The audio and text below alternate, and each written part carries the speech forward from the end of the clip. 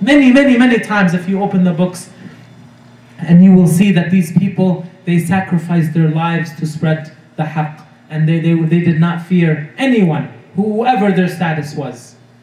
And they did it with such firmity, and with such courage, and with such wisdom. They treated even the non-Muslims with such care and such wisdom that in some areas they had the power. There were situations like the time of Salahuddin al-Ayyubi. The Crusades came into Jerusalem and they killed every man, every Muslim man, every Muslim woman, every child, even the breastfeeding child, the Crusades killed him. But later on, when Salahuddin al-Ayyubi, when he got power, and it was his turn, when the sword was in his hand, he did not kill them. He left them alone. He said, go back to Europe. Go back to Europe. This is our land. He said, go back to Europe. And after that, the people of Europe, a lot of them who heard about what Salahuddin, what Saladin did, they had respect for this person. Some of them entered Islam later on. Many of them entered Islam because of the respect that they saw. He didn't revenge. He didn't revenge. He didn't kill the women and the children. He didn't kill people, even the men that he had the power to kill. He didn't kill them.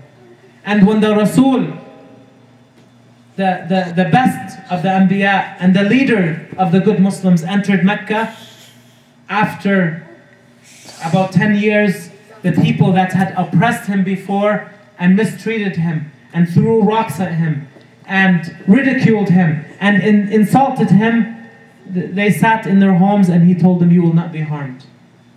You will not be harmed. We have not come to revenge. And many of the people upon that, they enter Islam.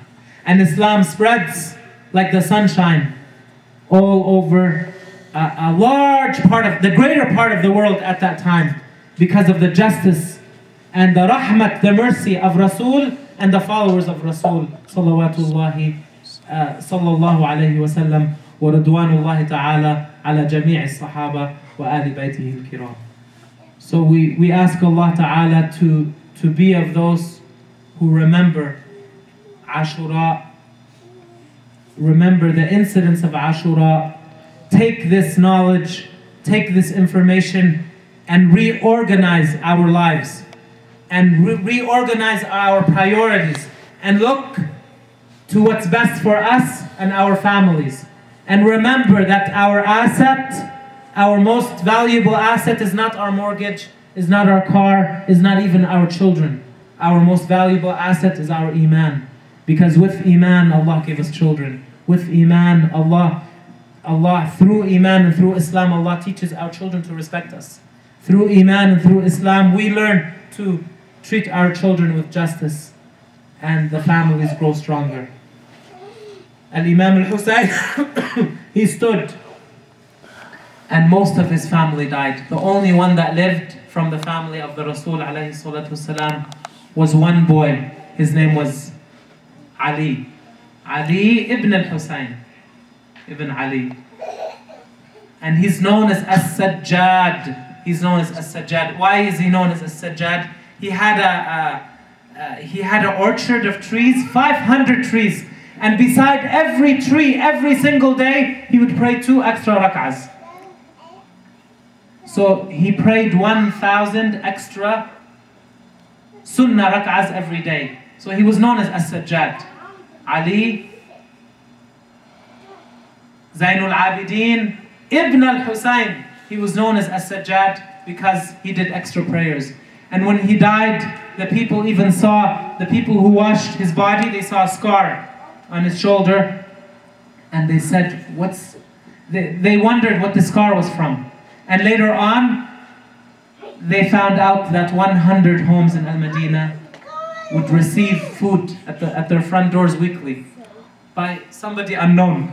But after the death of Al-Husayn, after the death of Ali ibn al-Husayn, this is the son, after his death, these 100 families do not see food anymore.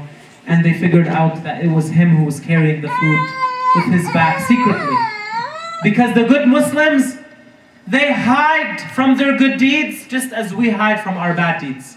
They don't want people to know their good deeds. They're not doing it for you and me. They're doing it for the sake of Allah. Al-Husayn is a man who's very famous. Ali ibn al-Husayn al-Sajjad, he's very famous and he's very loved to all Muslims. I'd like to end this with something that he wrote in his book. And this is related to the Aqeedah. Because the Aqeedah about Allah is the most important thing.